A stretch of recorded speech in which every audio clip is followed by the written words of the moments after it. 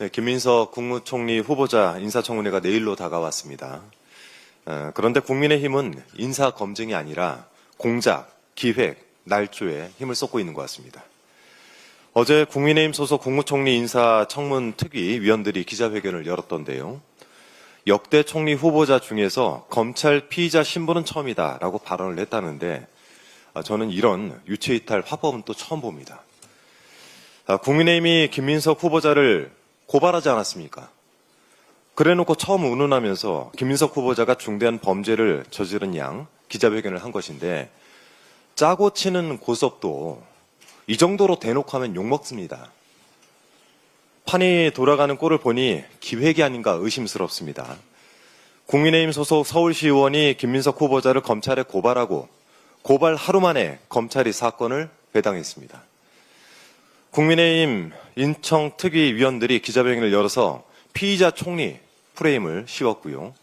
바로 그 피의자라는 단어, 이 부분에 좀 집중을 해볼 필요가 있습니다. 이 단어 선택이야말로 기획의 증거가 아닌가 싶습니다.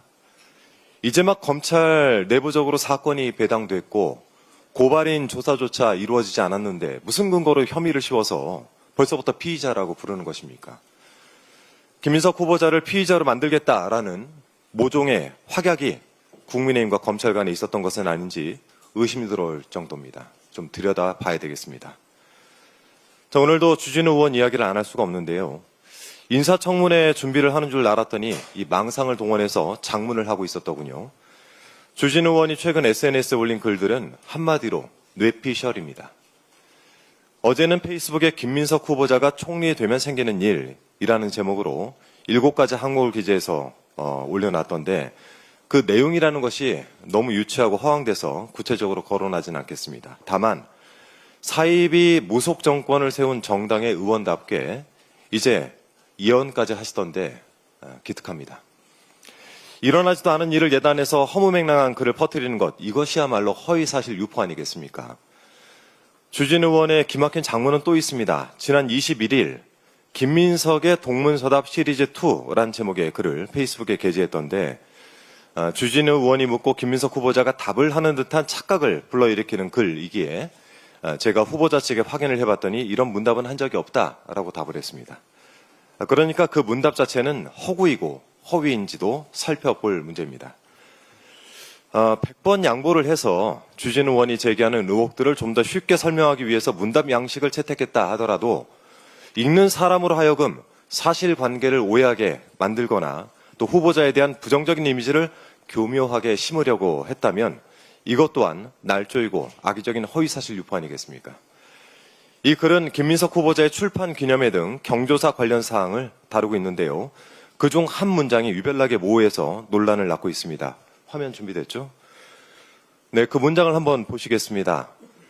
결혼식 12월 12일, 빙부상 11월 2일, 출판 기념회 11월 29일인데 수억 대 현금을 한두 달 사이에 다 썼다라고 하는 질문을 쓴 것인데 이 부분을 두고 이해식 의원이 5년에 걸쳐 있었던 경조사를 불과 2개월 내에 있었던 것처럼 조작질을 했다라고 지적을 했더니 주진우 의원이 되받아서 재산 등록 기준일인 12월 31일 이전에 현금을 다 썼다라는 점을 지적한 것이다. 쉴드를 치려니까 힘드냐라고 비아냥대더군요. 진짜. 그러니까 창작을 하려면 좀 섬세하고 치밀하게 했어야죠. 자신이 주장하는 바도 명확히 전달하지 못할 바에 이런 장문을 해서 무슨 소용이 있겠습니까? 전용기 의원이 SNS에 밝힌 글을 좀 잘 읽어보시기 바랍니다. 김민석 후보자의 결혼은 2019년이고 빙부상은 2020년, 출판 기념회는 2022년과 2023년이었다고 합니다. 경조사가 모두 한 해에 연달아서 있었던 것처럼 착각하게 만들겠다는 의도가 있지 않았습니까? 당장 그 글을 내리고 사과하는 것이 좋을 것입니다. 타인을 향해서 쉴드라고 지적하기에 앞서 이런 글을 쓴 자신의 부족함부터 되돌아봐야 되겠죠. 제가 관심이 없던 주진우 의원을 최근 보건대 동료 의원님을 떠나서 이런 생각이 듭니다. 어디서 이런 못된 것들만 보고 배웠을까?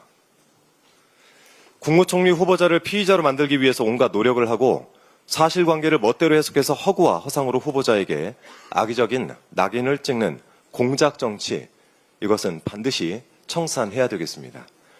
내란 동조정당의 국정 발목 잡기를 위한 이런 식의 기획과 날조에 무릎 꿇는 일은 없어야겠습니다. 없을 것이고요. 더불어민주당은 국민 주권 정부가 조속히 구성돼 산적한 개혁 과제를 힘있게 추진해 나갈 수 있도록 최선을 다해서 돕겠습니다. 이상입니다.